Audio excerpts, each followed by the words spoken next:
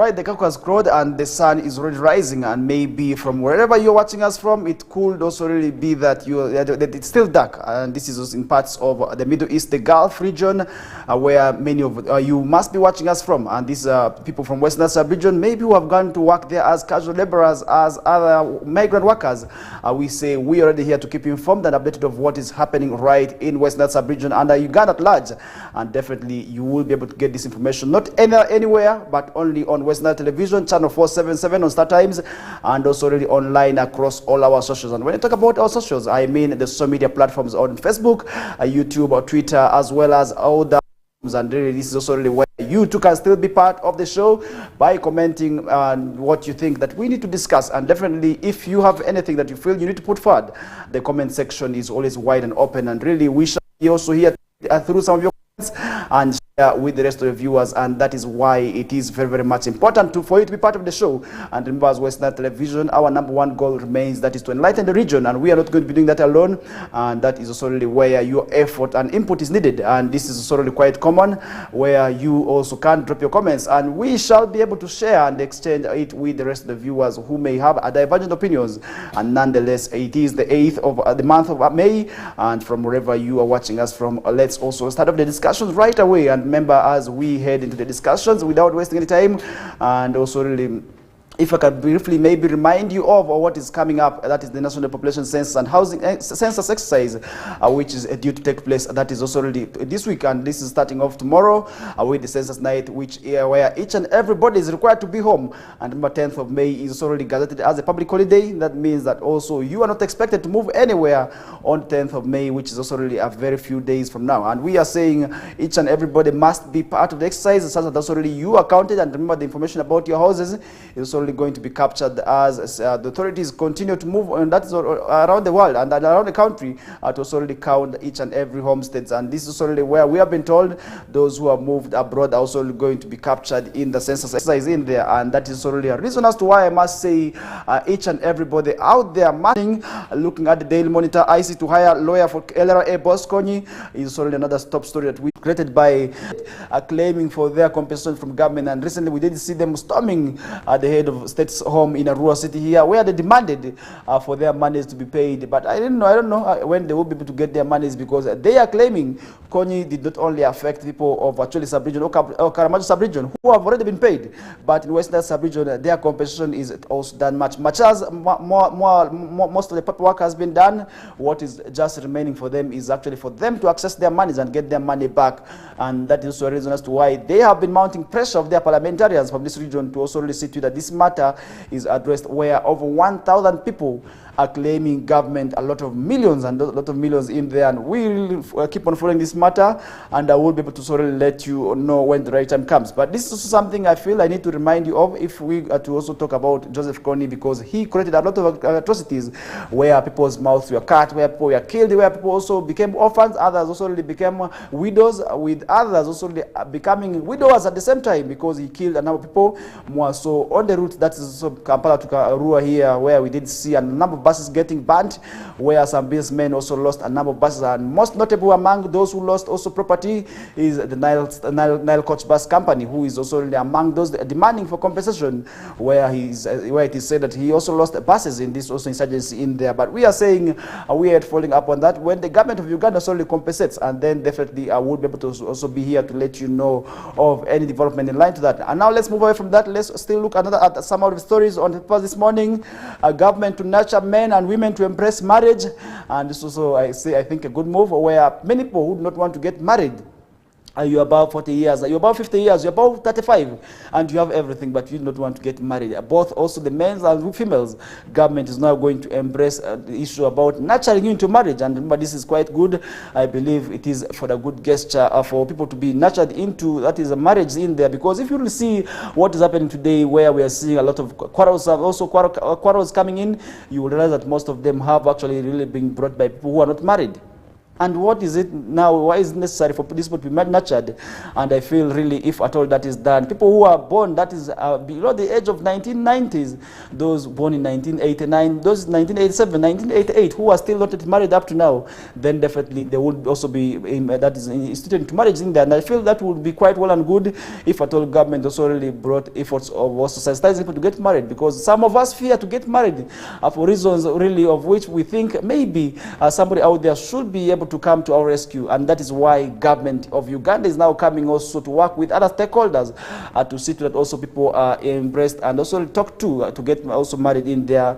And the Interreligious Council of Uganda, abbreviated as the IRCU, in partnership with the government of Uganda, has launched a drive to nurture young men and women to embrace marriage in their initiative. Comes after the rise in divorce cases and increased cases of disunited families in Uganda. Remember, today so many families are breaking down, which is really against the call and also really what the books are saying.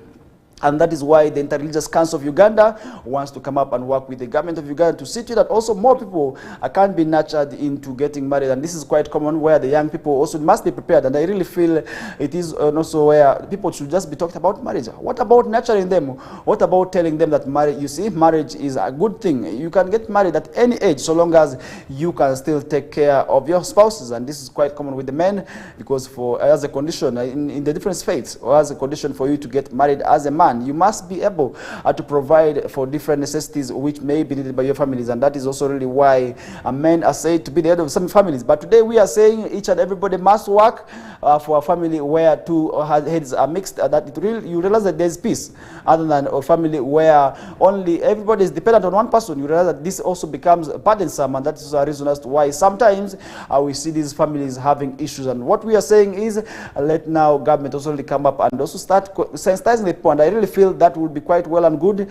At the end of the day, that would also really help nurture many people into getting married. And this is also an event that is also going to be under the theme celebrating faith, family freedom, and one family under God for African Renaissance. And that's something that we are going to be seeing. And the first edition of the festival is set to take place, that is on June 29th at Kololo Independence Grounds in Kampala, where His Excellency President Yoweri Museveni will be the guest of honor. Addressing journalists also yesterday, we did see Bishop Andrew Golobi, the Secretary of Born Again Faith in Uganda, who is also the executive board member of IRCU, say the best way to control domestic violence is to prepare girls and boys for marriage. And this is really something I feel that should be done, because if you really move, and that is the Office of the Child and Family Protection Unit, you will know that there are a lot of cases are being reported by family members, and this is really a clear indication that families sometimes are not doing well.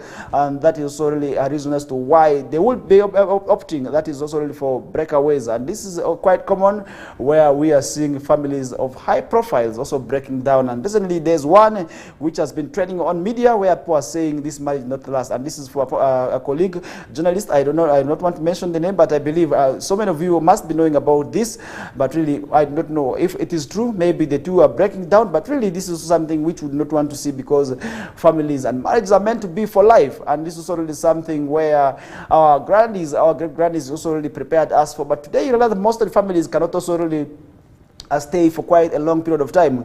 After 3 to 4 years, people are breaking down. What is the challenge? What exactly is the gap? And really, how best can we ensure that also really people have long-lasting marriages? These are the questions that you should be asking yourself out there each and every morning, because sometimes people fear to get married because they feel after getting married, the marriages may not be able to last for a long period of time. It may just take 2 to 3 weeks, and we see them breaking down, which may also not be quite well for them. And really, we want to see long-lasting marriages, and I really feel that is still a possibility. At the end of the day, each and everybody could actually be part of that, and that is the reason as to why we are saying now, let everybody be part of also the drive. And also this is also in relation to in preparations to what we really want to see. And he identified several factors contributing domestic violence in homes, also including peer pressure, information regarding also really concepts such as empowerment, where men are saying sometimes these women have been empowered, and that is also really a reason as to why they fear nothing. And this is already one thing that I want to remind the women for. Regardless of the money that you have in the home, the man is still the head of the home, and that is already where society put us. And this is something that we cannot run away from. Even if you are a lawyer and your man is not working, definitely that man is still the head of the home. And even if you're not providing, that also really shouldn't also really make you feel that you are the man of the home. And definitely these are the things that have been also causing a lot of problems in the homes, in the families, where people have also really been blaming that is women emancipation as a factor to the increasing cases of domestic violence. But really, how true is that? You can also still share your opinions with us on what exactly is causing the more family breakaways, because today you realize most families cannot also say most marriages. We have seen it even right from a rural city here, where after 3 months we are seeing people breaking away, and after just asking somebody what happened, they wouldn't also give you any proper answer. But after small disagreements, we see people breaking away. But then what is the challenge, and how can we ensure that we also really embrace the long-lasting marriages like our great-grandies did? These are the things that also really we should be asking ourselves right now. And we identified several factors which I didn't mention to you earlier on. And Metropolitan Geronimus Muzei, the Archbishop that is of the Uganda Orthodox Church, said the festival is meant to tackle this and strengthen that is the traditional African family systems, which according to him has also been weakened by the influence of globalization. And these are things that really we also say is very true. Globalization has also come with its own negative repercussions on our African traditions and our African customs, and I believe this is also something that we also must be talking about. And as leaders also really, then that also entire lies in your hands, and also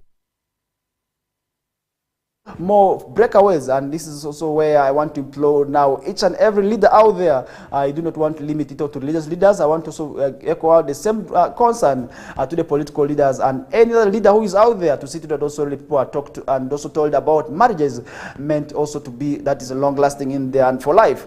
And he added that therefore the Interreligious Council Festival in 2024 will highlight the importance of family values and interfaith cooperation in advancing also the freedom and vision of 21st century, that is of African Renaissance. It will also foster respect and also really promote sustainable peace and also strengthen the family structures as a catalyst that is for African Renaissance in there. And these are things that we must also be talking about as religious leaders. We must talk about our cultural values, and the religious leaders also really must also do this hand in hand with the cultural leaders, such that also really people get to understand their roots and also really do not over depend on globalization and its impacts. And this is really where sometimes people want to live like Americans, people want to also live like also Europeans, of which we have two different cultures, and our culture is totally different from that.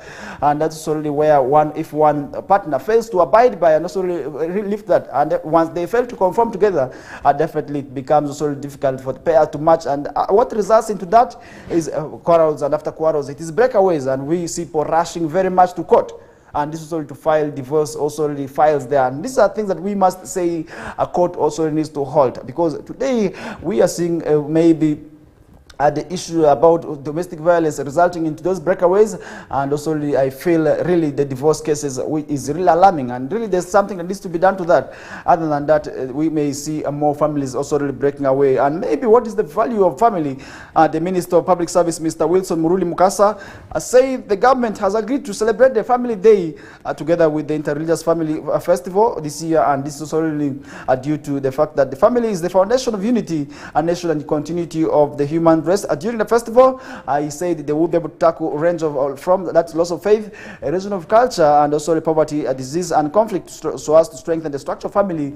And this will also be an annual event, according to Mr. Muruli Mukasa in there. And these are things that we also must remind you of, if at all we also really want to see families that are united. And now, moving away from yesterday's, we did see the President, His Excellency Yoweri Museveni, meeting the leaders of the traders, where we did see also really business being brought to standstill, where most of the traders also closed their shops, and this is also to allow also pave way in for that meeting in there. And this is something I want to remind you of, where the president of this nation, His Excellency Yoweri Museveni, on Tuesday yesterday warned the traders against importation of finished goods into the country, arguing that it will also frustrate the country's economic growth and development in there. And we did see this going on yesterday, where he is also said to be meeting the traders over the recent also plight also of the traders because of the issues related to IFRIS and also what we call other taxes. And this is also really where We did see His Excellency Yoweri Museveni addressing also and making this meeting also, which did attract a number of traders.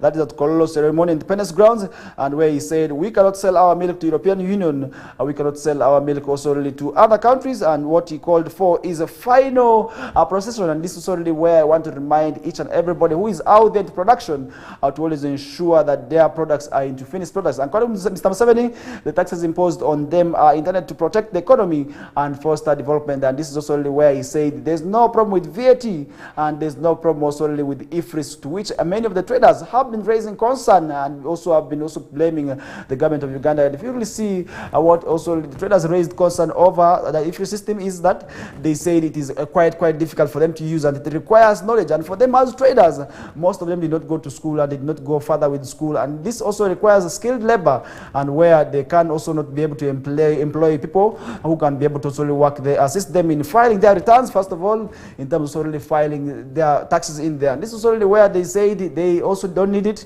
but rather maybe they prefer people who can come to ground and pick these monies in there. The President also did come out clearly yesterday and to say to it that there is no way with the IFRIS system. And in relation to the pay as VAT, at which also people raised concern, the President also did say there is no problem. And these traders had been also really raising concern that also sometimes they are making double payments, and now they call for government of Uganda to also come to their rescue. That is also really as far as that issue is concerned. But what we are saying this morning is we also look forward to that matter being addressed in there, and we really feel this matter should be able to be addressed at one time, and we would also want to see also cases of such caliber being brought down. And I really feel it is possible for government also to have these issues addressed. And this is something that did go on yesterday, where Mr. Museveni also also upheld the full implementation of the IFRIS system, despite the traders' appeal to have it suspended on grounds that it's unfair to them, giving them also nature that's of their business. And the President also said traders also have no valid excuse to ask for suspension of the value-added tax. And according to him, VAT does not also affect traders directly, and therefore it does not also, it should also not be faulted that the cost also will be met by, that is, the final consumer. And these are things that also which came out from the meeting. And if further revealed the tax policy in Uganda is deliberately intended to protect the local economy and fostering the country's growth in there. And these are things that also really, which we did see the President also addressing concern over. And according to Mr. Museveni, URS will instead also help traders learn how to use the IFRIS and machine and also install it on their smartphones. And there is no way that they are going to be running out from the IFRIS system. And I really feel these are the things that also really need to be done. And much as also really we want to see our economy fully funded by the citizens themselves, definitely that calls for each and everybody's effort to work together. And Mr. Museveni underscored the importance of saying tax, also arguing that the traders also really challenge was not whether they should pay but the tax, but also really when they should also pay the taxes in there. And these are the things that also really we did see coming out, and this prompted the President to also meet them and halted penalizing IFRIS defaulters about the issues also raised by the traders. And according to the law, dodging taxes also really by manipulation of IFRIS attracts, that is a shillings, a 6 million fine in there. And these are things that also really I feel we need to also talk about, because if at all we leave that, then definitely that would also not be quite well. And now let's move on from that. Let's see what is happening in Kasese, where court declines to release Omusinga Mumbere's seized properties. And this is also really thing that also really I feel we need to also remind you of this morning. The International Criminal Division of High Court has rejected a request, but that is by King Charles Wesley Mumbere of Rwenzuru Kingdom to release the property of also really which were arrested during the 2016 riots in there. The seized property items include as a residential house, considered also really as a palace, vehicles, and also really personal firearm, which is a pistol in there. And these are things that also really the king also wanted also to have back. And that's Alice Komuhanji Kauka ruled that releasing the property would also be premature, as the case involving the items remains ongoing. And the items are currently considered as exhibits in the ongoing trial again, that's of Thembo Kitusimbire, the king's former prime minister in there. And remember, these are things already we did see, as the man also continues to face charges of also really allegations of also being treason in there. And King Mumbere had asked the court also really to release the property, including the residential house, which acted as a palace in Busika Royal Palace. So that is also really at Kibazenga Road, plot number 36 at Kasese Municipality. Supreme Vehicle also Toyota, which also with the number plate also really in his names in there, Omusinga 1. and a Toyota Noah van pickup also lead a car, and also personal pistol, 30 rounds of ammunition, 2 magazines, a pistol case, and also the other items which got also confiscated in there.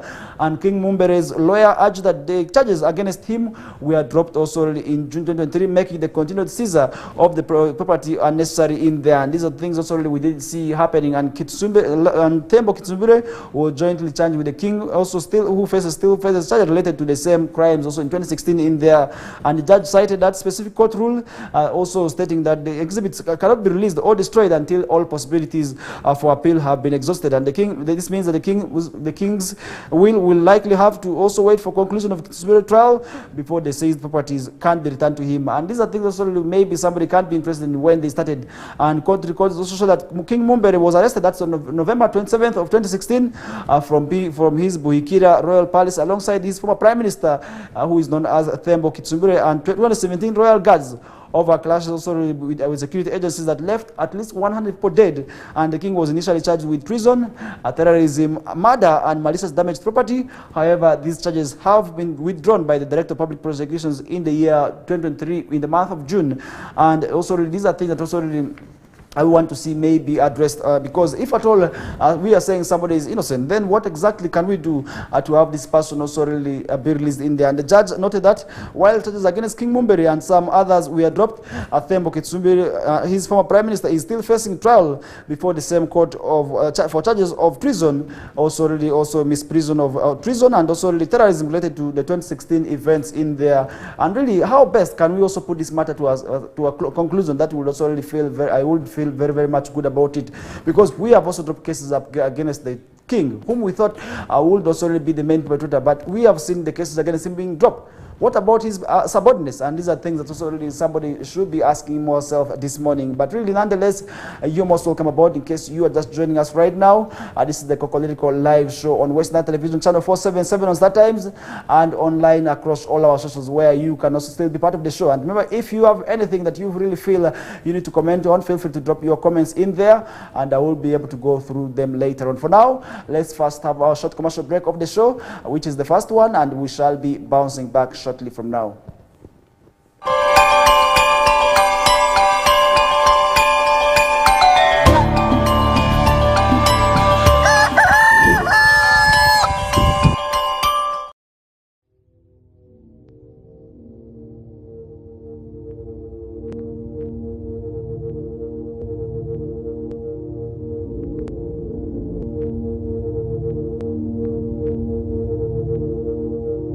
West Nile TV, lighting up the region.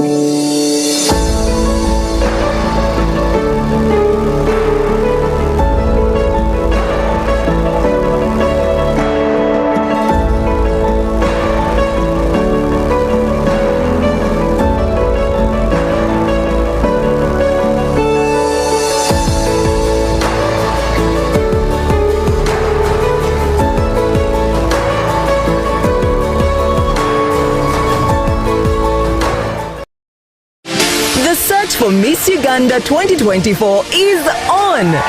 Get ready to be wowed by the girls' intelligence, charisma, and big dreams.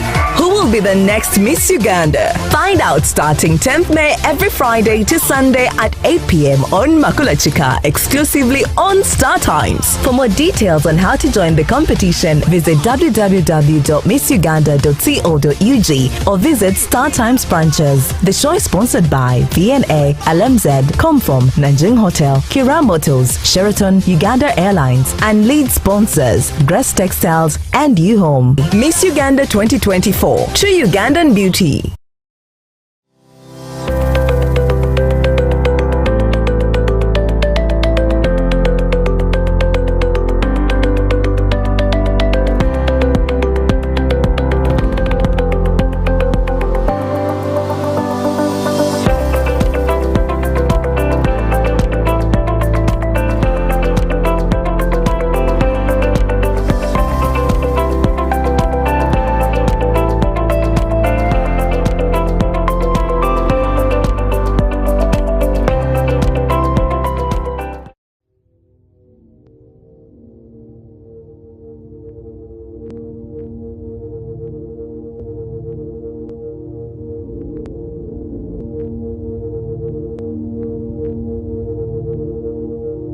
West Nile TV, lighting up the region.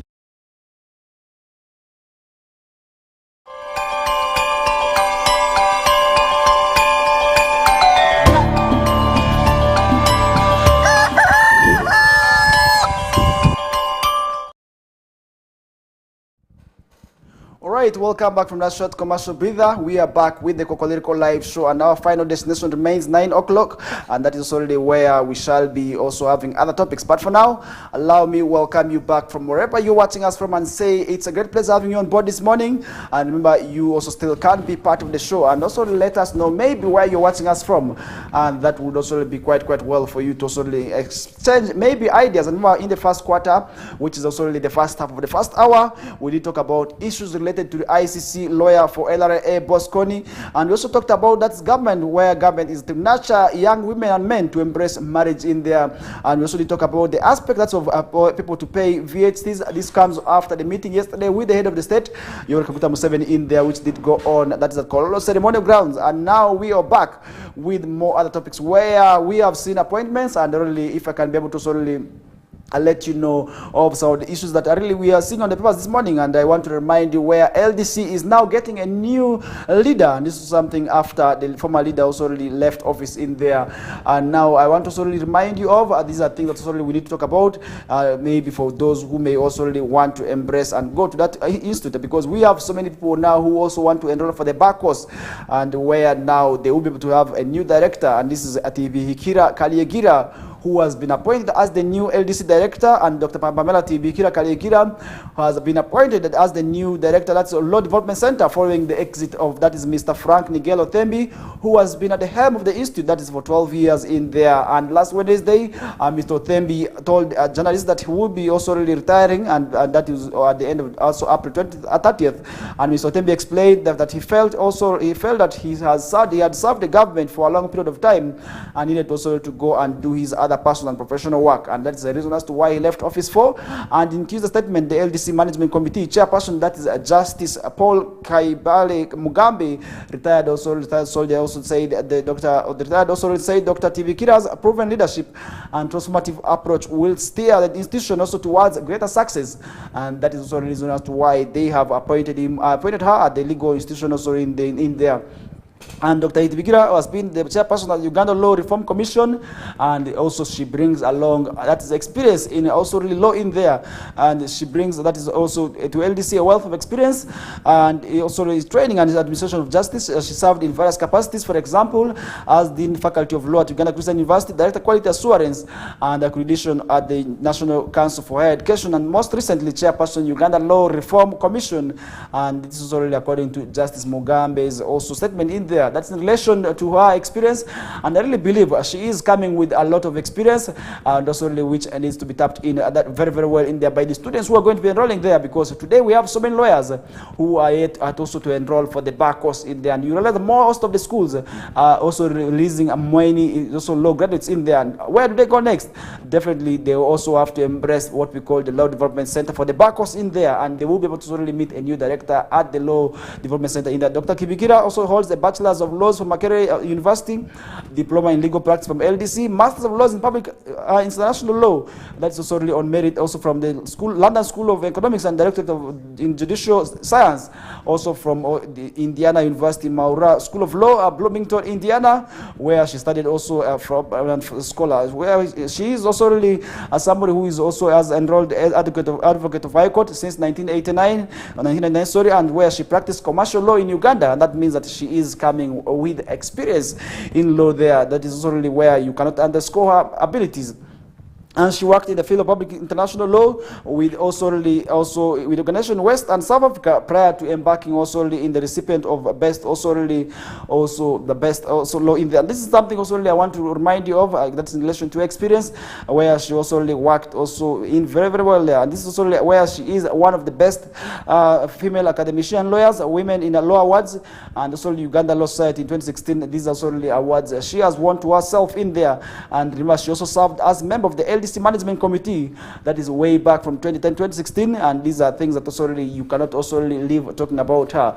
And now also to move away from that story, now let's see a bit in politics, where Besigye says greed and poverty is to blame for the disintegration of FDC, and also really these are things that also we have been talking about. If you really see what opposition have been holding, more so FDC, we have been seeing a lot of fights also really in there with the members, and now opposition politician, kind of retired Kizza Besigye, has also really agreed, also said greed for money and poverty among senior Forum for Democratic Change leaders is responsible for the recurrent division in the party, and these are also things that he did say yesterday while addressing the supporters in Kitugu municipality, and this was Sunday, also where she also revealed that a section of his colleagues tried also really coercing into also negotiating with the government to finance them also in there, and which also really said this is something also which also got rejected, and revealed that also really several individual leaders have been betraying the party by secretly also really receiving money from the ruling government of NRM, and these are things that also really, which according to him have been causing a lot of concern and a lot of challenges in there. And if you really realize that now, as we are heading towards the 2026 elections, so many issues are coming up, and this is already where politicians are now looking for sourcing, because most of our politics has also already been monetized, and this is already where if you have no money today, your chances of also really maybe winning an election become very, very much minimal. And what does this also really put the politicians at? And I really want to say this puts the politicians first of all at the limelight, and also really where they start demanding also for money and avenues to see that also they finance their politics in there. And he revealed that several individual leaders have been betraying the party, and really we are also expecting more. And towards the 2021 general elections, Dr. Kizza Besigye said some FDC leaders approached him also to accept a deal with the ruling government of NRM for financial bailout, and these are the things also he said have been also causing also alarm in there. Dr. Besigye explained to supporters that while the same problem had crocked other political opposition groups such as the Democratic Party and the Uganda Post Congress, he is not giving up. That is also on the fight to remove President Museveni from power, and these are things that sorely we are following up. And really, when shall that happen? I do not know, but obviously Dr. Kizza Besigye explained to some supporters that while the same problem had cropped also he is not giving up, and he also criticized the national ruling government of NRM also, which he claimed has rendered Ugandans to live like refugees in their own country. And remember, he has often talked about this, because if you really see Kizza Besigye is also manifesto, you realize that there's always one thing that he talks about, of how the government of Uganda is also really giving life difficult, that's for the citizens. And you realize that also this is also really where maybe this has also attracted him a lot of support, because people who are suffering definitely would also really want to rally behind also somebody who is talking about their suffering. And according to him, poor education standards and healthcare continue to prevail besides the heavy taxes that Ugandans shoulder every day. And these are things that also really so many Ugandans are out there also crying out for. As part of his new strategy to cause that regime change, Dr. Kizza Besigye also disclosed that he is beginning to rally Ugandans to hold non-violent protests. And these are things that's already where we expect police and other security agencies to also really respect the constitutional mandate, because to demonstrate is a constitutional right which is already within the laws, and also really where we see possibly becoming very, very much also bad.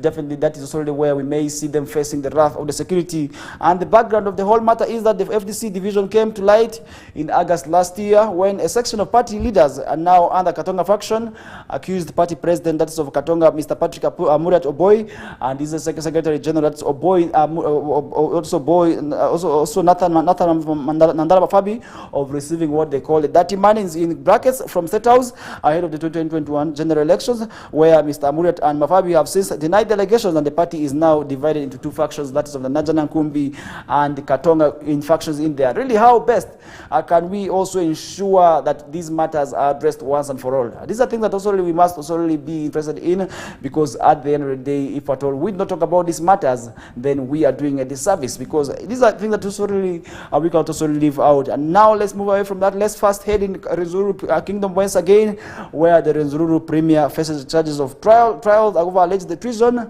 and terrorism. Also, this is also still where we also did talk about slightly, but now where we are seeing on the past this morning is Temo Kitsumbire, the former Prime Minister of Singapore, Renzururu, also Kingdom under King Charles Wesley Mumbere, has been committed to trial.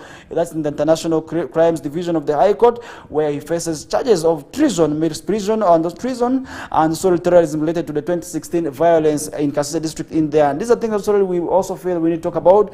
And High Court Judge Alice Komhanji Kauka ruled that the prosecution also presented sufficient evidence also to proceed also really with the charges. Kitsumbire is accused of participating in a meeting with Mumbere also really, as he calls for rebellion against the government, and these are things also really where we may see the man be charged for.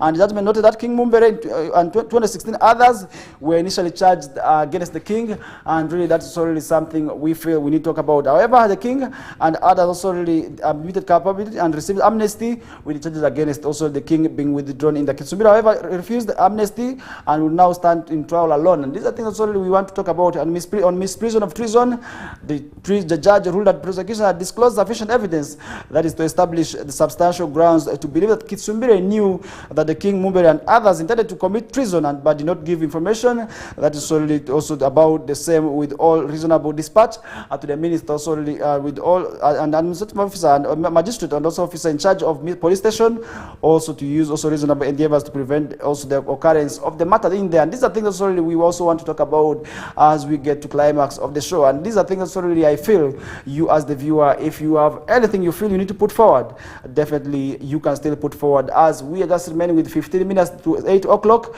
which is our first hour, and we shall be able to continue with the discussions in our second hour, because this is a 2-hour show that comes your ways every Mondays to Fridays, right from 7 o'clock, that is to 9 o'clock, and after 9 o'clock, that is when we also have the news bulletin Liberty with Mukulia Lawrence, and after that we also have other topics, and the movie time comes in through Northern Connection also really will be coming through later on the show. And these are also things that also really I want to remind you of, that will be coming through in the later day or in the later hours of the day.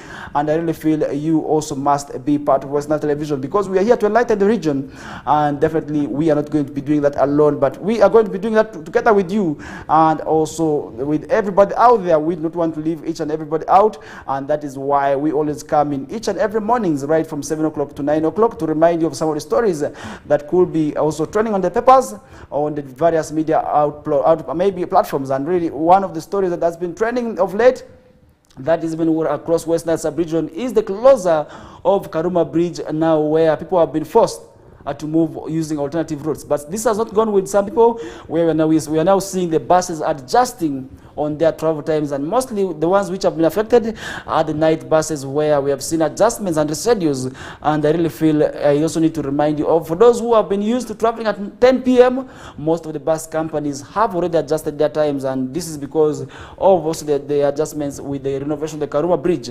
And hundreds of passengers were left stranded, that is in Karuma town, on Monday night, as bus operators plying Kampala Glue Road abandoned also the alternative routes proposed for heavy traffic also diversion following the close of Karuma Bridge.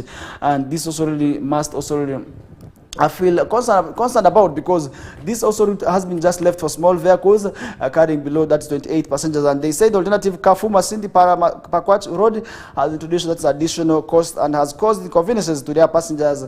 And the driver, who asked also to remain and in anonymous, has told journalists that he needs also really additional 50 liters of fuel to drive on the alternative route, adding that also really the stretch from Karuma, also River Kafu to Gulu, through Masindi to Pakwach is longer, about 100 kilometers. And this has already left some of the buses also to adjust also fares, and we are saying we not also really expect the bus companies now to adjust very, very much in there, because this money is also really going to add more burden also really to those who may want to travel, and these are the citizens who may also not have the monies. And coupled with the issues about fuel prices, I do understand that the prices of petrol have again shoot up, and this is also really also something I feel I also need to remind you of. And but our competition shows us that if the alternative route has come along with also the challenges, also additional liters. And the government closed the bridge also for lorries, buses, and also really as trailers as earlier 6 a.m. on Monday. However, security agencies enforcing the heavy duty also traffic diversion directives could be seen clearing vehicles with anonymous of 28 passengers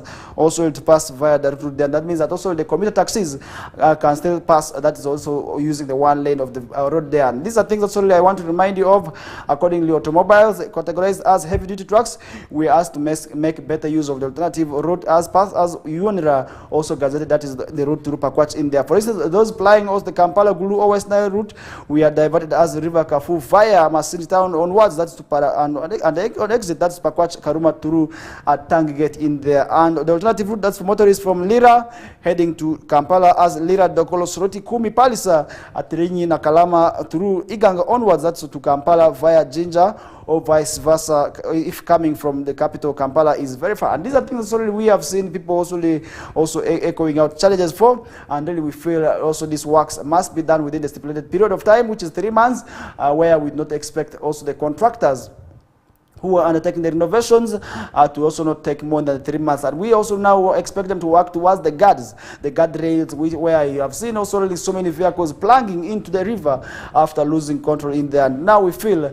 also they must also really work towards that. That would also really be quite well for me. That is also in addressing that matter in there. And I really feel these are matters also really we also need to talk about, because if we don't talk about, then definitely that may also really come with its own negative challenges and its own negative repercussions at the end of the day, which will also really affect also those who may want to travel. And this is already quite common with those who are doing business.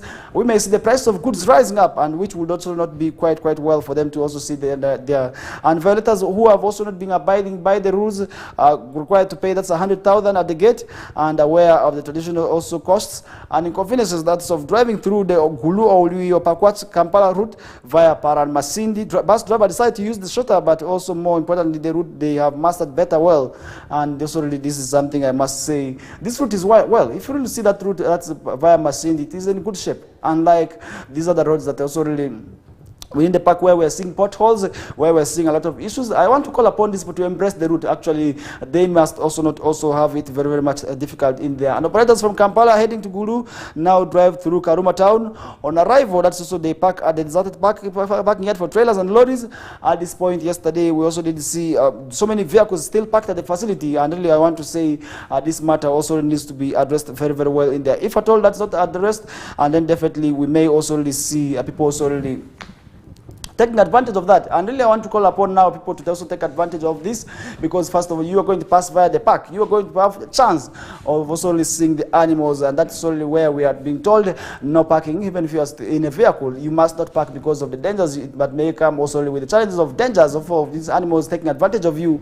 So that is why they have also issued guidelines where there's no parking, and then there's no feeding of these animals. Those who may also want to exercise their sympathy, you may also land yourselves in jail or heavy fines if at all you are going to be feeding these animals with the bananas, because you have been also advised not to feed these animals, because the duty of feeding these animals is not your work. It is the work of the government of Uganda, and UNRA is actually responsible for that.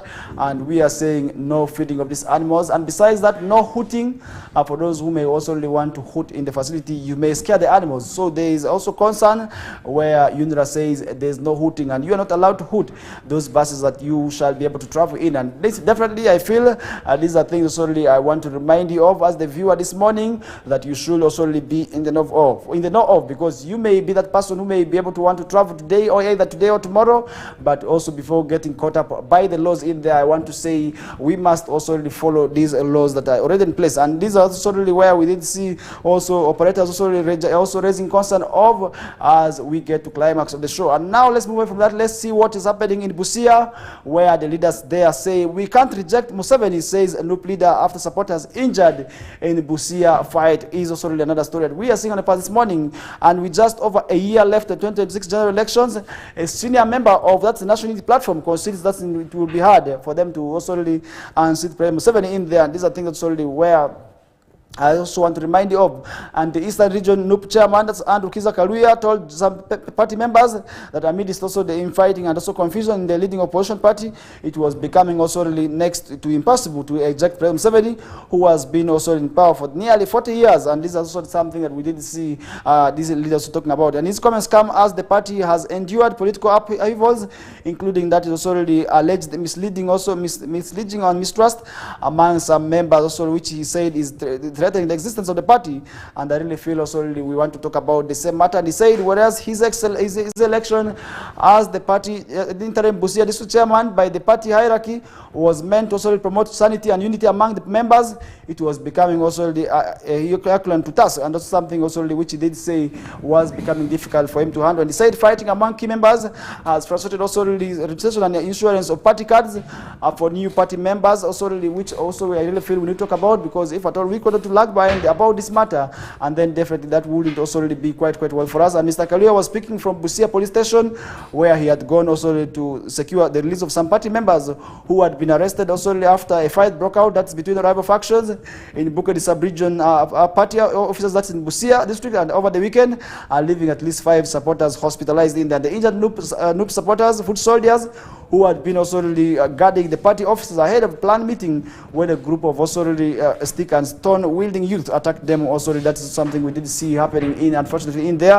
And Mr. George Wafula, a party mobilizer and member of the interim committee, also really said he has seen a group of funny, also looking youths arrive that is at also really the facility with stones and also really sticks, physically threatening to assault whoever had to cross the facility in there. These are things also really I feel that need not to be done. And at the end of the season, 5 foot soldiers were seriously injured, and party officers also really left destroyed in there. And that's something I feel we also really can't talk about, if at all we are talk about also the show as we get to climax.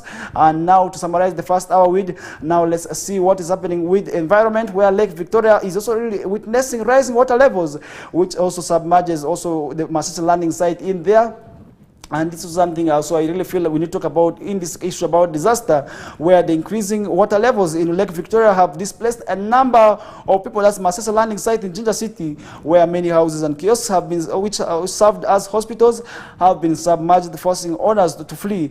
And there is also fear also of tough times ahead of also really among members of the community members. The rising water levels also really rose, that is to a new water level that recording that's of 13.42 meter in May 2022. And also if you really see what did surpass in their mark record level, what was also in 1964, where the rising water levels already did shoot up that to 13.41, and now we are seeing 13.42. That means also the water rising level is also too much, and that means we must also call for concerted efforts, since in 2021 the water level rose, that is up to 13.32 meters, and also during the peak height water level also we are seeing that is at 2.18 meters higher than also the baseline, according to the Global Reservoir and Lake Monitor, a project also sponsored by NASA and the U.S. Foreign Agricultural also services in there. And these are things also we also must remind you of. And intense rains during the wet season for 4 of the last 5 years have caused trouble for also riparian communities near Africa's largest water also body in there.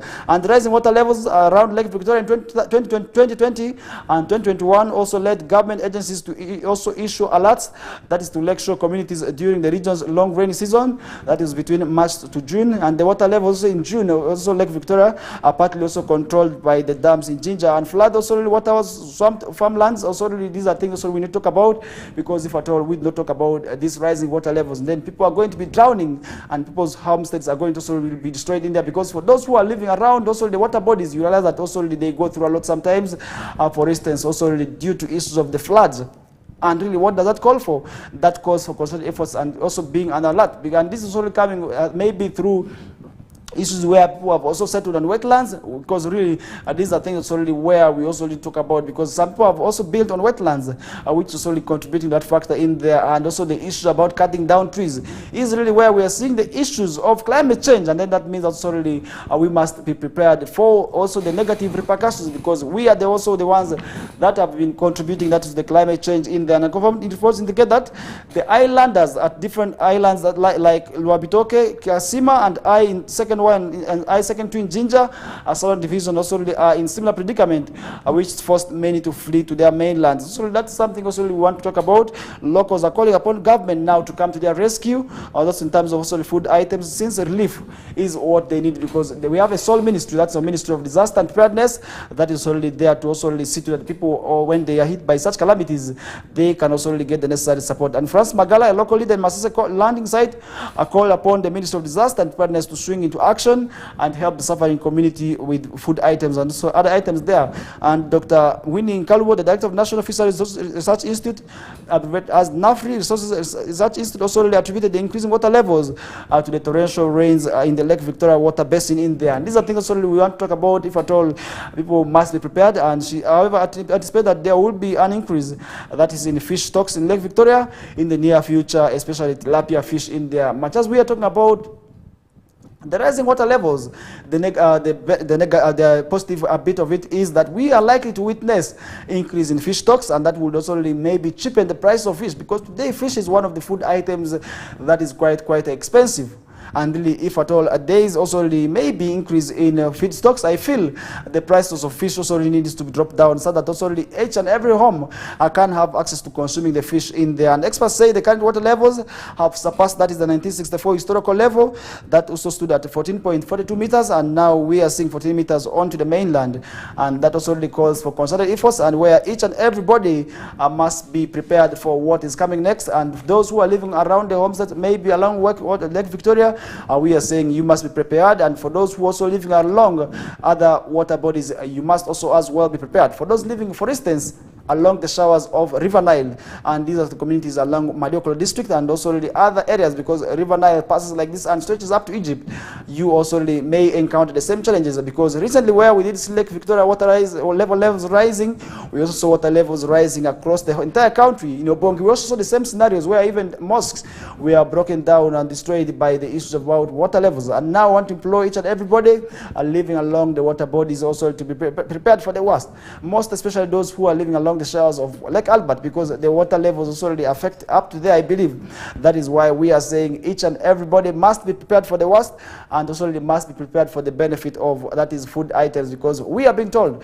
our food stocks is going to be increasing. And this is only where we say people must ensure that the environment is protected. For instance, through planting more trees, really that would be quite well for us to be witnessing, because we want to see people planting trees. That would also really be quite well for them at the end of the day to also be part of. And we are saying people must ensure that they plant the trees so that also really their homes also not affected. And really that is also really what brings us to the end of the first hour, and we are just remaining with also a second, that's already to the 8 o'clock. And now 8 o'clock is our second hour, and where we shall be also taking you through up to 9 o'clock. And 9 o'clock, there will be news break in Liberty, that's with Muklea Lawrence. But for now, let's first have this short commercial break that will be ushering us into our second hour of the show. My name is FARISH Majid. Stay tuned to the Kokoliriko live show on West Nile Television, channel 477 Star Times, and online across all our socials.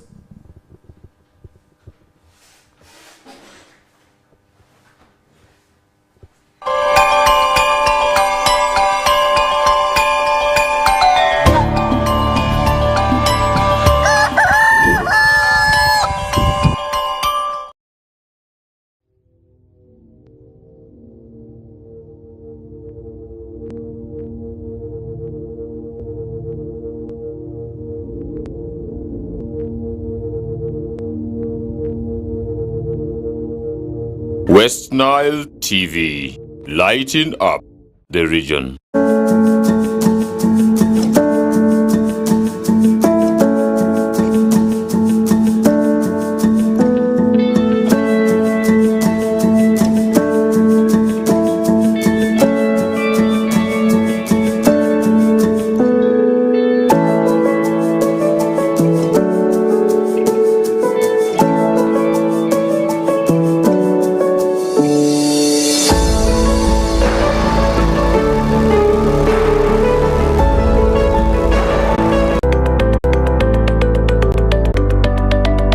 Also coupled with that, where we are seeing now issues about also resulting there. And recently we did see also already houses getting banned in some parts of our rural city here, and these are things also we say for us to avoid, and maybe for government to avoid, then lowering the taxes at the right level for the persons to be available also would also be quite well. And the committee has asked Parliament to increase the excise duty levy on fuel from that's 1,450 per litre to shillings. That is also only 1,550 earners in Uganda. These are things really we must talk about. But really sometimes I don't know what these people think about. Somebody who is using kerosene, really in this generation, still you want to increase that taxes on them instead of reducing maybe the fuel. So that's already the issue about paraffin becomes very much for them. This is things maybe for that woman who is maybe in war, is still using the kerosene, and you want to increase the prices or taxes on these facilities, how is going to impact on their livelihoods? These are definitely things that I really feel we need to talk about. Other than that, we may at the end of the day see people still suffering, because the people couldn't suffer. They are grappling with getting the 300 shillings, 500 shillings to buy paraffin, and then you want to increase on the tax on paraffin. That is where I really feel sometimes it is not right for some of the legislators also to go on with that. And moving away from that, let's now see in the UPDF recruitment exercise, where we are seeing on this morning UPDF turns guns on recruitment of scammers, and this is also something that we are seeing where the Uganda Post Defense Forces has warned the public also against falling for scammers also on the loose, that they are using the name of the institution to earn money from unsuspecting citizens in there. But the army says it will not let the brave conmen get away with it. Also, Mr. Major Isaac Owari, the public information officer of the 3rd Division based in Moroto, said the UPDF is aware of such groups of conmen who are using the name of the group also institution to extort money in from there and to scam the citizens. And the scam, Mr. Owari said, conmen asked for shillings at 250,000 via mobile money transfers as inducements also to facilitate their easy recruitments in there. And these are things also we want to say must be avoided. And he said joint intelligence teams are working covertly to break through also these criminal cells and apprehend and prosecute them accordingly with the law in there. And the UPDF also will officially announce a thorough mass media when the time for recruitment also comes. That is also where he asked those who are interested in joining also to be also very, very much patient in there. And the public also has also been urged not to be lured by the conmen and to report any suspected cases of such caliber to relevant authorities, such that also the authorities can also really deal with such people. And really I want to call upon now each and everybody to also really be maybe aware of what is happening, because sometimes we are people who are unscrupulous in the societies, who want to take advantage of people in the society, and they come up with such ideas that send me this amount of money, I'm going to facilitate you into recruitment. And I really want to say this is also really where it becomes very, very much difficult, and that is also really something which at the end of the day wouldn't be very, very much well. If I told you are taken advantage of, that would also really be quite well. And now let's see what is happening within Western sub-region briefly, where Jumani community is called upon to seek guidelines before accessing wetlands. This is only another story that we are seeing happening in Jumani district, and communities also have been called upon to seek guidelines before accessing wetlands, as well as to ensure conservation and limited individual influence, which can cause destruction. And this is also something we didn't see happening in Jumani, where also these people have been called upon also really to see to that. Also now they are part and partial of what we are also saying, because wetlands also really today are coupled with the challenges of such caliber. We have seen them also really resulting into that, and really that will also something maybe if we see it maybe from there, that would also really be quite well for us to witness, because if at all we not talk about that, then definitely that is only something that may be well not for us. Let's first get the leaders on what they are saying in relation to what maybe takes for one to have their land first of all assessed to address the concerns of maybe building on wetlands. That would also really be quite well for us.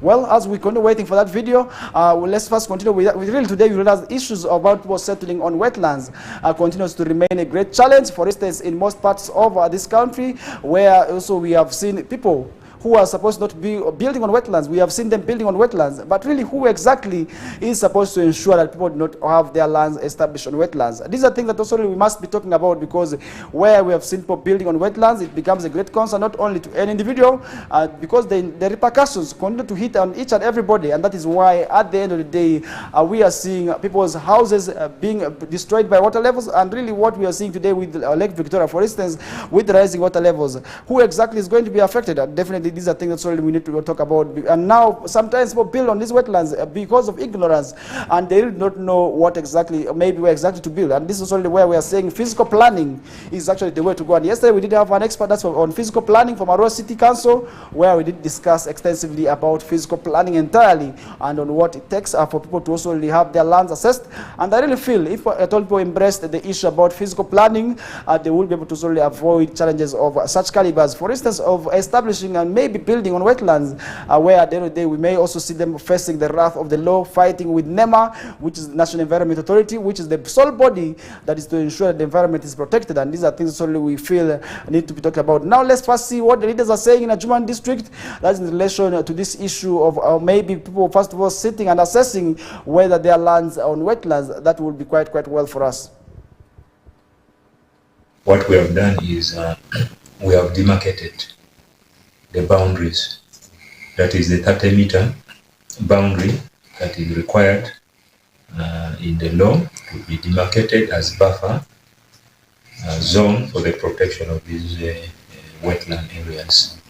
We did this process participatorily together with the community leaders, and we have installed pillars along these boundaries of the wetlands. We've done quite a number. Over 40 kilometers have been in total have been demarcated and surveyed, and then the pillars were fixed.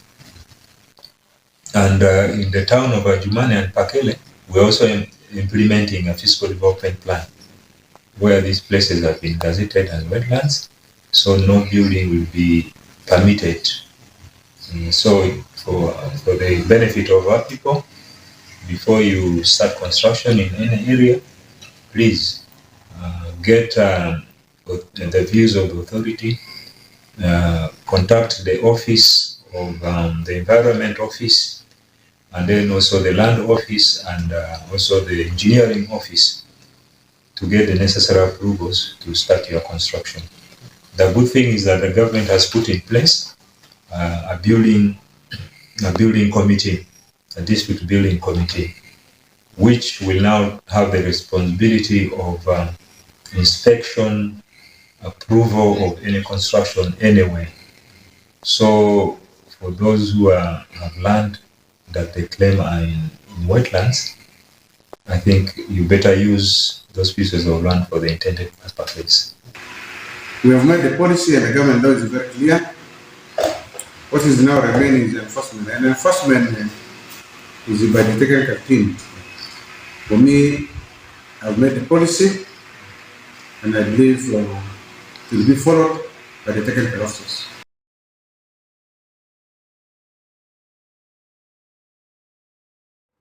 All right, welcome back from that story. And still within Adjumani district, we are seeing also the people of the Adjumani district have been also called upon to embrace fully the National Population and Census exercise, which is of 2024. And this call came after the National Population Census is said to be kicking off this also 9th of May, also which is said to be the census month.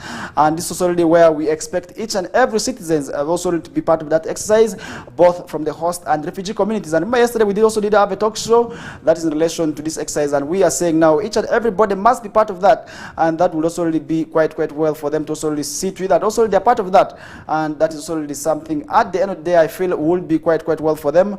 I really want to implore now each and everybody to be part of that. That will be quite well. And now let's move away from that. SACCOs have been urged to dedicate some time for sensitizing their members on loan services, as well as to help their members use the loans they acquire for the intended purposes. And this urge was made by Mr. Fuchiri Michael, the Deputy District Internal Security Officer for Moyo District, who represented the resident district commissioner as the chief guest also really at the 16th annual general meeting that is at Mount Oche Metu Secondary School recently. And Okumu dominated this matter is about financial literacy. Still remains a challenge, and where we are seeing people getting the money are quite common with the PDM, where we are seeing now children being called PDM, and these are children born using PDM money, really, which is quite unfortunate because people are using the monies that they really acquired and also ask for different things. We have seen people buying mattresses, and these are things also where we have said is really not quite well, because as if people are waiting for this money for their other initiatives and other goals, and this would also not help maybe them also elevate themselves out of poverty, which I really want to implore now each and everybody to also really be part of the exercise and to see that also really they elevate themselves out of poverty, which at the end of the day would be quite well for them to also really see how best they can also really move out of the poverty line, as we also really want to see them do so, because poverty remains a great challenge, and there's nothing that bites more than poverty. And this is also something that where many people have also been raising concern of, saying poverty is really a disease that also needs urgent treatment, and that's also something I really feel each and everybody also must be out there. And what does that call for? And the issue about financial literacy is obviously the way to go. First of all, before giving them the money, first of all, there is need for them to be sensitized and them to be told on what exactly they need to do, so that also they get the money and use the money for the right use. And I really feel if at all people are also going to be also told about that, then definitely they will be able to use the monies they are requesting for the right cause. And really that is also something I feel at the end of the day which would also really be quite well for them to also really see they address and change their livelihoods at the end of the day, because the government gives this money entirely to help people also really change and uplift their livelihoods, and which at the end of the day I really feel if at all people use the money rightly, and then definitely they would also really be using that money for the success. And now that also really does bring us back to Karuma, and earlier on we did discuss about Karuma, and still we are seeing stories about Karuma where the bridge is said to be registering low traffic after diversion. And recently we did see heavy cars also really moving in there, and we saw traffic because really this is a road that also really has been connecting the entire northern Uganda. It has been the gate pass that is northern Uganda, where Lango actually and West Nile sub-region actually must pass through if at all they are to also really reach and connect to central Uganda and other areas. And the diversion of heavy duty vehicles from the insecure Karuma bridge has significantly cut down the volume of traffic over the bridge and neighboring towns in there. And these are things that we need to talk about, because that road has been connecting actually not only northern Uganda, but Karuma also really bridge has been connecting to South Sudan, has also been connecting that is to DRC, and that is why maybe the traffic also could be reducing there. And the National Roads Agency, UNRA, announced the partial shutdown of the Atiro bridge due to heavy truck also really beginning yesterday to pave way for the recognition and the construction of the facility in there. And yesterday, police assistance security agencies swung into action, that is to enforce also directives to divert heavy trucks also really moving through the facility that's connecting northern Uganda and parts of Democratic Republic of Congo and South Sudan to the rest of the world. And also Karuma Town, police in Karuma Town Council estimate that more than 300 heavy-duty automobiles, including buses, lorries, and trailers, drive also over the 61-year-old bridge every day. And now they have been forced, that is to use the alternative that has been gazetted in there for the period of 3 months. But the vehicles were diverted with those plying Gulu, also Kampala Gulu Highway, and also West Nile also in there. And these are things also where we have seen them being diverted. And the alternative route for motorists that's heading from Lira have also been gazetted at the same time. And we also we have seen the buses also really are doing what they call adjustments also to see that also now those who are supposed to pass via the facility cannot also pass in there. And these are things also I feel I need to remind you of, so that also you are not caught unawares as you are going to be passing via in that facility there. And now let's move to Jinja, where government is seeking to boost tourism. And these are things already we feel for those who are going to be passing via Karuma, definitely they are going to be having access to tourism that is also really at a cost that is not also really catered for. And these are things also really where I want to remind them of, if at all the bus companies also hike their prices, they shouldn't also take it in bad faith, because the bus companies are also really doing what it takes to really see to that. And the best time I really feel for one to travel to Kampala is actually now, because you are going to be having a chance to look at the animals which are there at your disposal. And this is also really at the comfort of your buses, where you will see the wolves, where you will see the giraffes, and also the other animals, the cobs. And this is already where, for those who had not seen them, definitely you should take advantage of this, because you are going to pass via the national park where the animals are really there. And the government is optimistic that the works on various hospitality facilities in Jinja will boost tourism. And the Minister for Tourism, Wildlife and Antiques, that's Kano retired Tom Butime, made the remarks solely during the visit that's Jinja City last week. And he, among others, commended the refurbishment of Crested Resort Hotel in Jinja City, and also which is nearing conclusion. This will mark significant milestone, according to him, in the 6-year journey since the inception of the project. And these are things also really we want to see be done in the other parts of the country. And really, as we are embarking on the restoration of Ajai Game Reserve, we also want to see such facilities be developed, and that would also really, at the end of the day, help attract more tourists, also really to come and see what is in Western Sub-region. Initiated that in 2018, the comprehensive overhaul aimed to elevate the hotel standards, that is the center of excellence, where enhancing the skill of set of tourism sectors workforce in Uganda is to meet the global benchmarks. And over the years,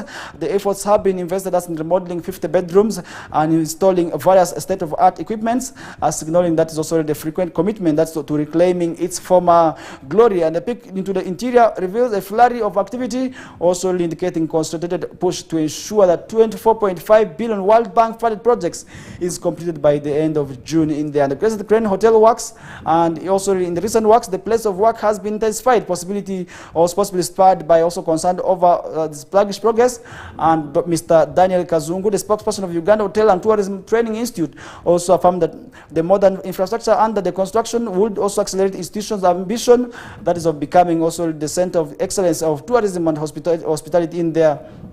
And Mr. Mark Kohler, the chairman that is of Rocco Construction Company Limited, expressed determination that is to wrap up with the project that's portion by the end of June.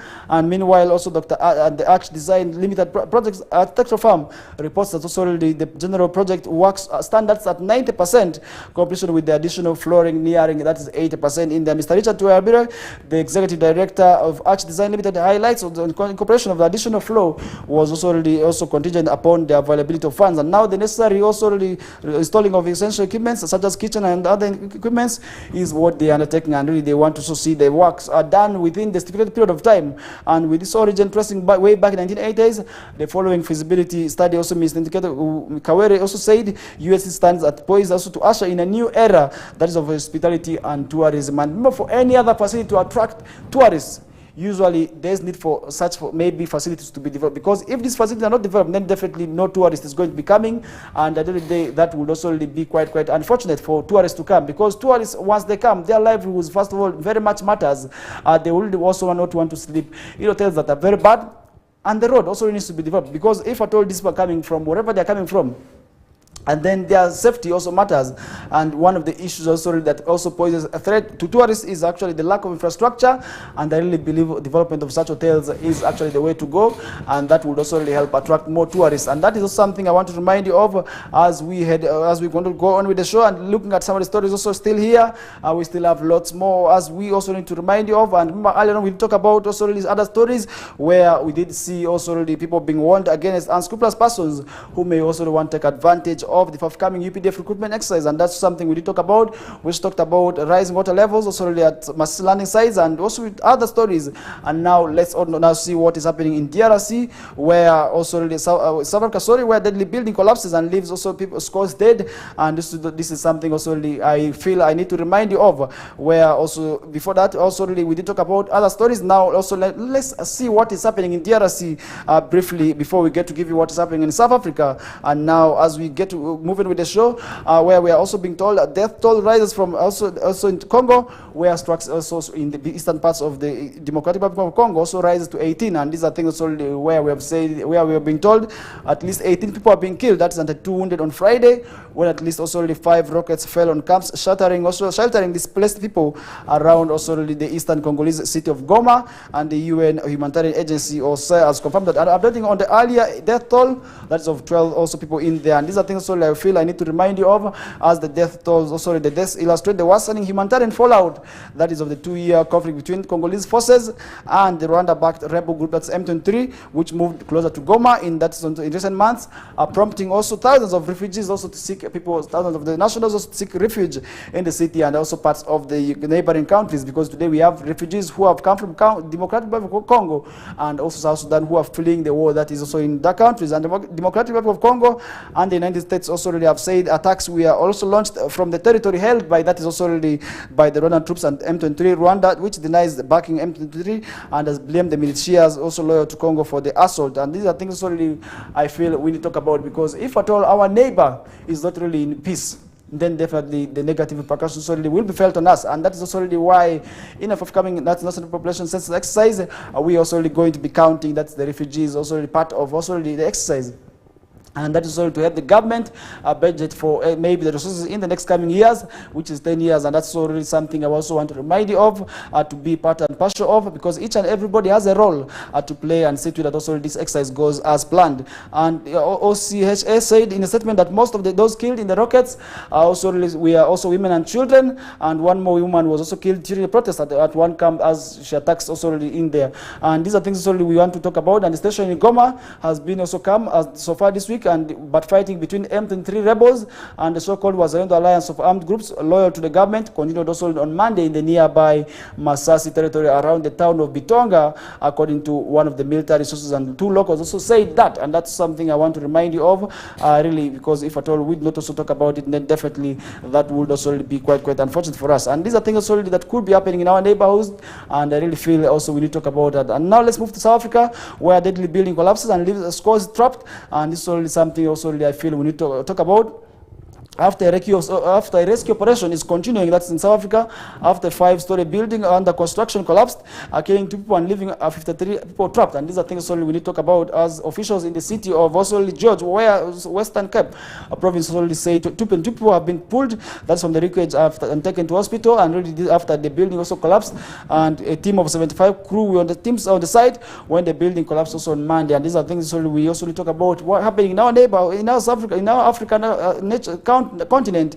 Because of Pan-Africanism, we are still the same people, and what happens in South Africa definitely also must also be of pain to what is happening to us in our neighbors. And the cause of the incident in the coastal city is being investigated, and the building crumbled. That's at 14:09 p.m. local time, that's GMT. Western Cape also already Premier also already Alan Wendy said. And these are things also we need to also talk about. And emergency services, we are seen rushing to the scene to search for the survivors in the city at about 400 kilometers, that's 279 miles east of that's Cape Town in there. And 2 of the 22 people pulled from the wreckage, they have been also able to establish contact with some of those trapped also, and heavy lifting equipment also, and sniffer dogs have been also brought to assist the operation. And photos have emerged showing completely flattened construction site, which parts of also the building roof also really laying atop of the rubble in there. And what caused the building? Because we have also seen issues about building collapse happening quite common, not only in South Africa. We have seen the same scenarios also really happening in Uganda. Definitely these also things that's all we need to talk about, because if at all we don't talk about them, and then definitely we may also see people still continuing to grumble and also really suffer in terms of also really issues about building collapse, and where we're seeing a number of people losing their lives, and really that causes also for us to be part and partial over. Because if we don't talk about issues about building collapse, definitely we may also see also people also dying as a result of these engineers who are quacks. And that's solely why the issue about professional engineers is coming up, where they want to also see each and every member recruited and also registered as a member in there, so that also we avoid the issues of quacks. Because sometimes people who learn maybe issues, maybe the works also from streets, claim that they're engineers, and that is also something also at the end of the day that wouldn't be very, very much bad. And I really feel if at all we are to ensure that issues about building collapse is avoided, and then definitely we must ensure that we work together. And now let's see what is happening elsewhere. China's Benton Technologies commits that's shilling 100 billion for school laptop assembly plant. This is only another story which is quite on a good note. We are seeing on the past this morning, where Benton Technologies company, one of the Shenzhen's leading manufacturer of laptop computers, tablets, and also desktops, and makers of that is educational software, will be investing that's shillings 30 million US dollars. That's about 113 billion in assembly and production plant for 1 million laptops also, and also tablets for Uganda's primary and secondary schools. And the company's official, led by Mr. Li Kai-fu and Victor Zhang, on Saturday conducted the Presidential Advisory Committee on Exports and Industrial Development Delegation high level, that's 200 also square meter of manufacturing company on the outskirts also of Shenzhen city on Guangdong. And the facility employs that's about 300 people and produces that's 2,000 units per day. And this is already where we are going to be seeing many people employed under, because we want to see our schools also taking advantage of these facilities, because today our curriculum basically focuses mostly also on IT, and also the IC, information technology, is one thing that we cannot leave behind. And that's already where issues about also for such facilities will be a plus, because people may also need to learn as they are interacting with these facilities. And that is also really where I want to say this is a good gesture, and I really feel at the end of the day, if at all this is well implemented, that will be quite well. And that's also something that does summarize that discussion. And really, if I can briefly maybe welcome you on board from wherever you're watching us from, we say we are live on Star Times channel 477 and online across all social media platforms, on Facebook and on YouTube. We are live, and also on X as well. And I really want to take this opportunity now to also really welcome you on board as we head in for a short commercial break. Stay tuned, and we shall be able to really continue with the topics. And remember, Stop Sports is also really where we are not going to be leaving out. And also, as we get to the climax of the different leagues, I really want to remind that also we are going to be having a look into what is happening in the world of sports. But for now, let's first have this short commercial breather as we bounce back shortly.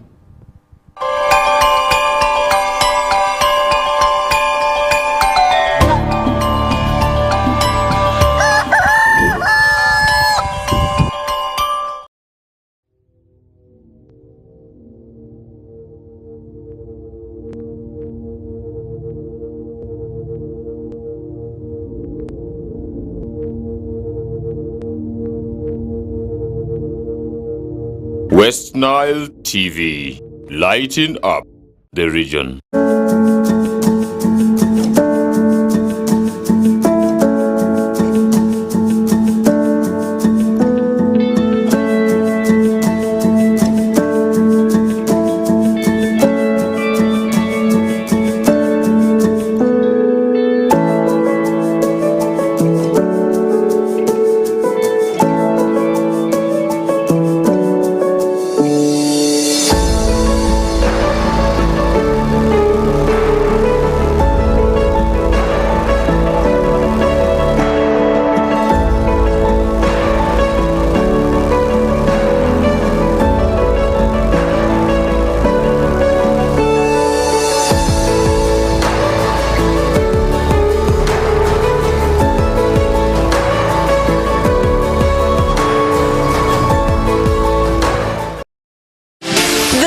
for Miss Uganda 2024 is on.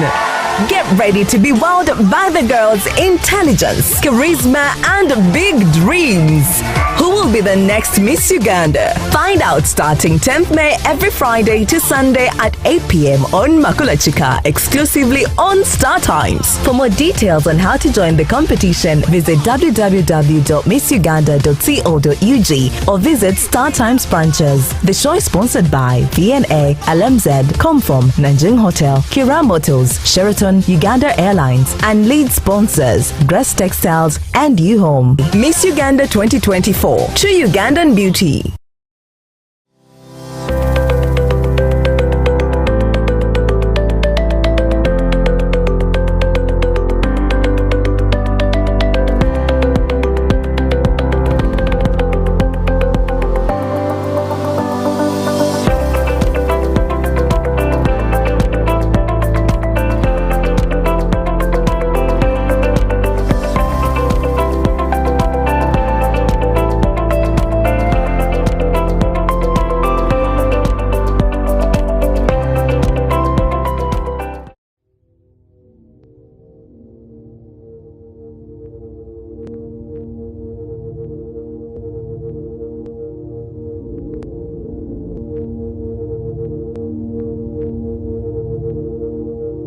West Nile TV, lighting up the region.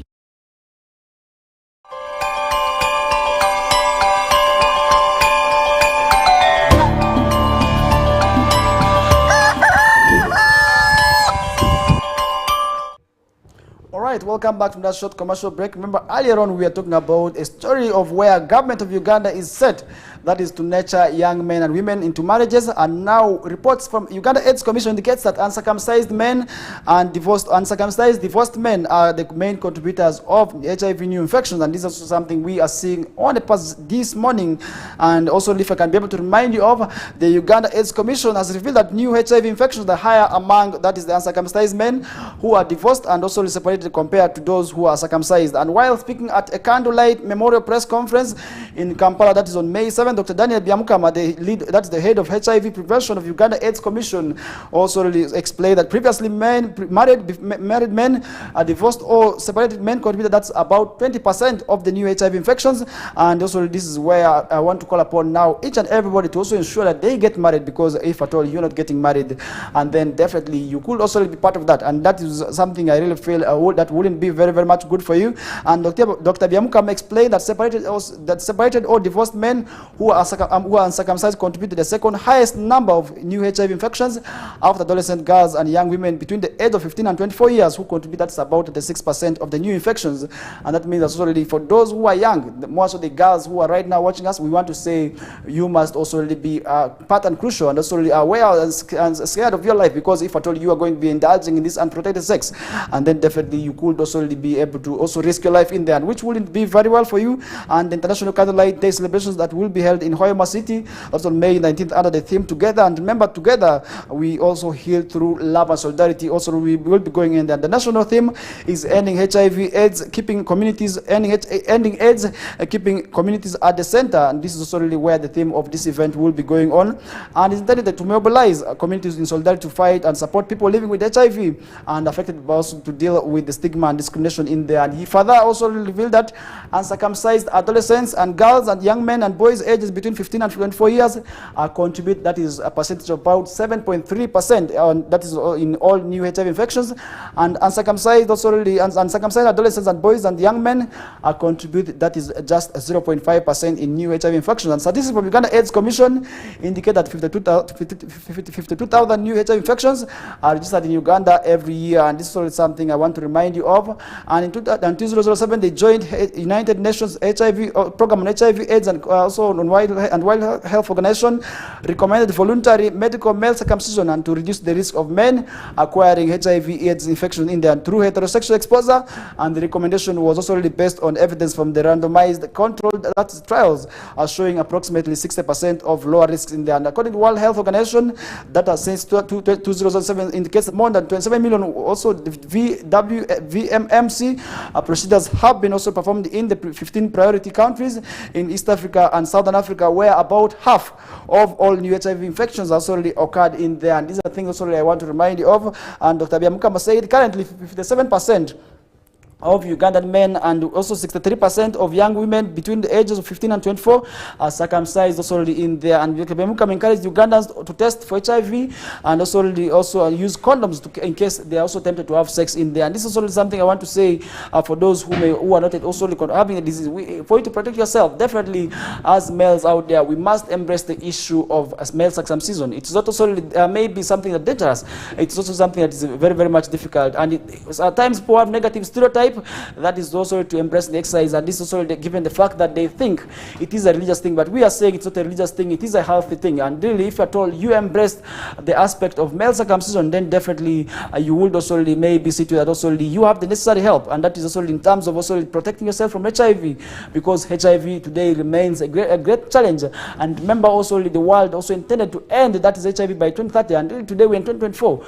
We are just left with about 6 years. That is also to clock to the 2030, which is also the year where the Millennium Development Goals also intended to end the HIV by. I really don't know if at all we may also attain that goal and the target of the government and also the world also to see that also the HIV ends, that is by 2030. And Dr. Christopher Chota Fagobe, the State Minister for Kampala City also and Metropolitan also Affairs, announced that President Museveni will launch a new HIV self-test initiative that's on May 9th to ease that is process of testing in there. And these are things we want to see before you go for those maybe intercourse. You must also ensure that you are tested. You also know your HIV status, and this is sometimes also where we also see kids where you just test within yourself and you get to know the status of your partner, and the partner also gets to know the status of you. That is also something at the end of the day that would also really help address the concern about HIV. And Dr. Stephen Watiti, also an HIV activist and medical doctor who also has lived with HIV for about 35 years, said adhering to the antiretroviral therapy known as the ART help those who are living with HIV to live a better positive life. And this is really where also I want to encourage each and everybody to tell them that after acquiring HIV, that is not the end of the life, and you also still can be part of also the world, and you can still do what it takes to become who you want to become. And Mr. Noted that the adherence to treatment is critical. That's for viral suppression. And Dr. Sarah Naku, UNAIDS also community and networking advisor, said networking addressing HIV-related challenges, also stigma, also can help prevent also the challenges and also the causes through which people go through. And said globally, 1.3 million people die that's to HIV/AIDS every year, and at least 17,000 of those occur in Uganda. And Uganda AIDS Commission estimates that 1.4 million people are living with HIV in Uganda today. And that means that solely, you must also be very, very much careful if at all you are to indulge in sexual intercourse, so that also you also not may be part of also what may be able to also affect you that, because HIV remains a great concern. HIV still remains a great challenge, and for those who are saying HIV is not also really a threat to them, we are saying it is still a threat, and we still witness people dying of the disease each and every day. And that is also really why I want to call upon now them to also be part of also government initiative to see that also the concerns about HIV is also addressed, so that nobody will die as a result of HIV. I really feel that is still a possibility, and I really feel at the end of the day that would also really help address the concern of HIV, because HIV and AIDS still remains a great concern. And this is already where coupled with the issues of about stigma, where people also sometimes the community members also really pinpoint a lot, so and so is having HIV. This man also has that really becomes very challenging. People also maybe those who are going out of through depression can also really find very difficult to come out of that, because sometimes they feel the community is also really letting them down. And that is also really where at the end of the day we see sometimes people committing suicide, which is really, really quite unfortunate because of stigma from the members of the community. That is why I want to now encourage each and everybody now out there also to also see to that also really we also talk about these issues, because this is one thing that also really where if at all we don't talk about, then definitely that would also really maybe also do a disservice to our community members, and that is something at the end of the day that wouldn't be quite well for us to witness. And now moving on from that story, where we are now, let's talk about the prom party. Remember recently the issues about prom party has been on the limelight, where we did see a student of that is Elite High School in Tebe emerging in that is a chopper together with a date, and this has also raised concern where they say a student son to a peasant farmer spent about 3 million, that is to hire the chopper to also really elevate them from where they were to also to a facility where the prom party was taking place. And this has also drawn mixed reactions from some members of the community, others also saying that they are in support, with others also really saying that is too much extravagance, where they called for also really government of Uganda take initiative and also really regulate also really these parties where students spend a lot of money, because we did see this lavish expenditure going on, where we did see expensive cars during that prom party in there. And now the Bishop of Mukono has also banned prom parties in church-funded schools, that is also in Mukono district there. And I really say this is a good gesture, where the Bishop of Mukono, that is Enos Kito Kagodo, has banned prom dances and parties in church schools, also really saying it has received negative reports from such events. And Bishop Kagodo said the reports indicate that coupling and drug abuse are always order of the day during the prom parties, where some students use drugs also really on that day specifically to get rid of their shyness. And prom parties, also called prom parties, is a dance party also really in high schools, where we also see students also really coming out, that is also really to talk about, also to express their party, also maybe to express their anxiety. And Dr. Crisostomo Muyingo, the Minister for Education, said it was unacceptable that such an act can be happening in Uganda. And Muyingo said personally he had never thought of hiring a chopper, or saying that given the fact that money is scarce resource, even also really when the parent of the student had the money, it was not proper for them to spend it in that manner. And I really feel the regulation of such activities is really quite a good gesture. And I really want to say, if at all people also get to witness maybe regulations of such activities, that would also be quite well in my own opinion, because at the end of the day this is also really going to put those who cannot have the money to also really feel that there's nothing they can do. And really that is also really something I feel I need to remind you of. And now let's summarize the discussion with what is happening in the world of sports. As always, yesterday we did have games in the world of sometimes Uganda Premier League, and we did see a game that's between Kampala City Authority and also the Bull Football Club in there, where we did see our own, that is Muhammad Shaban, netting that goal in there, and that also really takes him to 16, where he is the main leading scorer of the league this season. And really, I don't know how the league will be ending, and guess also that win also really will be able to move them at a position where that would also be quite well for them. And we also did have a game between Gaddafi and Maroons, which ended, that is 3-1 in favor of Gaddafi. And also the Mbara City Football Club also drew with URA Sports Club in there. And these are games that did go on yesterday, and today we shall also really be having games as well, that is between Bright Stars and Neck Football Club, as Wakiso Giants will be taking on Villa, that's at the home of Villa, as Vipers Sports Club will be playing against Express Football Club. And this is also really a game that I must say is a must watch for the sports lovers. You also really need to be watching that game there. And look at the table standings at the start of Uganda Premier League. Bull Football Club sits at the top of the log, as Airtel Kitara Football Club comes in the second place. Viper Sports Club comes in third place, as KCA moves, that is to fourth place, as Sports Club Villa remains, that is also in the fifth place in there. And this is for the top 5 teams. And then somebody may be interested in the last bottom teams who sit at the top 5, maybe at the last 5. Arwais Football Club, which got demoted, is still at the last place, as UPDF continues to sit behind in there. And Gaddafi Football Club is at the 14th position, as Busoga United continues to sit, that is at the 13th place. Wakiso Giants comes in the 12th place, and Bright Stars Soltilo also comes in the 11th place. And these are the table standings. And looking at the world of the English Premier League, also that is where we also want to summarize, about that. Now let's see what is happening in Champions League, where yesterday we did see Borussia Dortmund ejecting, that is Paris Saint-Germain, by a 1-0, and the goal by Hummels. Also did see also the Money Giants, also really Paris Saint-Germain being knocked out of the league there by also a team also known as Borussia Dortmund from the German side. And really that is already where I want to remind you of. And tonight we shall also be having a game that is between Bayern Munich and also really Real Madrid in there, and this is also really in the Champions League, also really in there. I don't know which team will be crowned the champions. I will be also following that. And as also later on, Owen Zaga together with Linda Suzy will be coming through, that is the whistle time from 2 to 3 p.m. and they will be giving you the detailed analysis of the games that will be going on tonight. And that does bring us to the end of the show.